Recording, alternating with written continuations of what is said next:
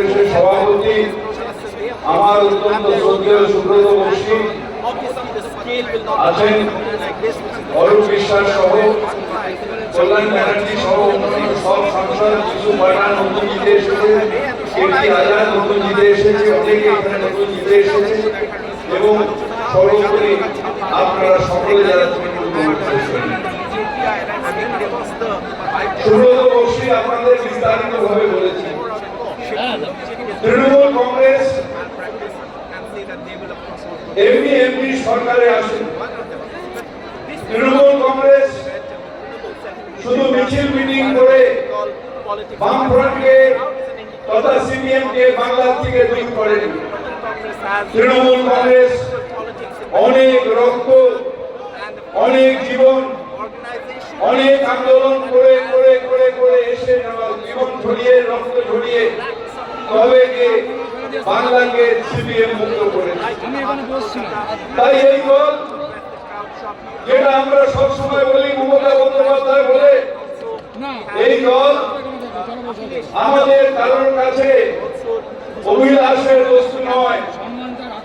আমাদের এই দল কারোর কাছে আমরা বিলাস করব তার বস্তু নয়।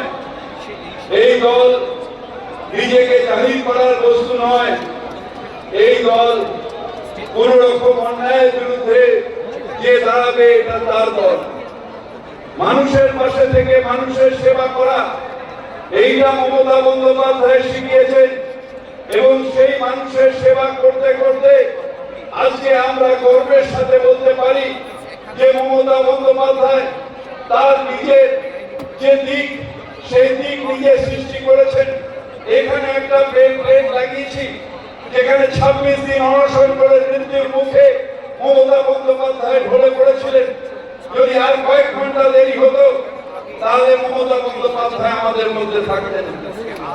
ওইখানে হাইয়া মোড়ে একটা প্লেট লাগিয়েছি যেখানে আমার সিপিএম এর গুন্ডা মমতা বন্দ্যোপাধ্যায়কে মেরে তার যে পালন করব। আগামীতেও আপনাদের আশীর্বাদে, আপনাদের হাতে হাত মিলিয়ে, কাঁধে কাঁধ মিলিয়ে আমরা এগিয়ে যাব, এই শহীদ দিবস পালন করব।